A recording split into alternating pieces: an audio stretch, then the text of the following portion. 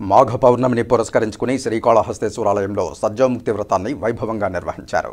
శ్రీకాళహస్తేశ్వర దేవస్థానంలో స్వర్ణముఖి నదీ తీరాన వేద పండితుల మంత్రోచ్చారణల నడుమ సద్యోముక్తి వ్రతం వైభవంగా నిర్వహించారు.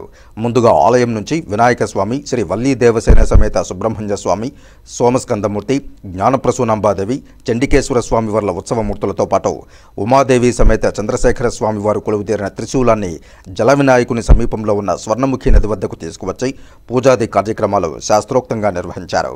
అనంతరం స్వామి అమ్మవార్లకు ప్రత్యేక పూజలు నిర్వహించి ధూపదీప నైవేద్యాలు సమర్పించారు. ఈ సందర్భంగా ఉత్సవ విశిష్టతను సద్యోముక్తి వ్రతం అర్చకులు భక్తులకు వివరించారు.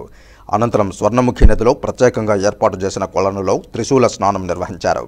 ఈ త్రిశూల స్నానంలో వేలాది మంది భక్తులు త్రిశూలంతో పాటు పుణ్యస్నానాలు ఆచరించారు. ఈ కార్యక్రమంలో స్థానిక ఎమ్మెల్యే సతీమణి బొజ్జల రిషితారెడ్డి, ఆలయ EO Bapi Reddy, AEO Krishna Reddy, TDP నాయకులు చెంచయ్య నాయుడు, విజయ్ కుమార్, కంటా రమేష్ తదితరులు పాల్గొని పుణ్యస్నానాలు చేశారు.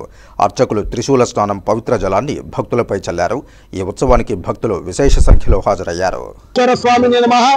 శ్రీ జ్ఞానప్రసూనాంబ సమేత శ్రీ కాళహస్తీశ్వర స్వామి వారి యొక్క క్షేత్రమందు మాఘ శుద్ధ పౌర్ణమి రోజున విశేషంగా కూడా స్వామివారికి పుష్కర స్థానము, త్రిశూల స్థానం నిర్వహించడం జరుగుతుంది.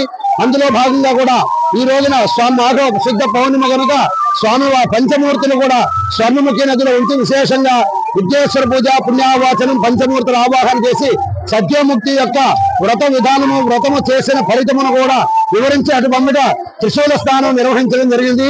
ఈ కార్యక్రమంలో భక్తులందరూ కూడా అధిక సంఖ్యలో పాల్గొని శ్రీ స్వామి అమ్మవారి యొక్క ఆశీస్సులు పొందుతున్నారు. ఓం నమః శివాయ.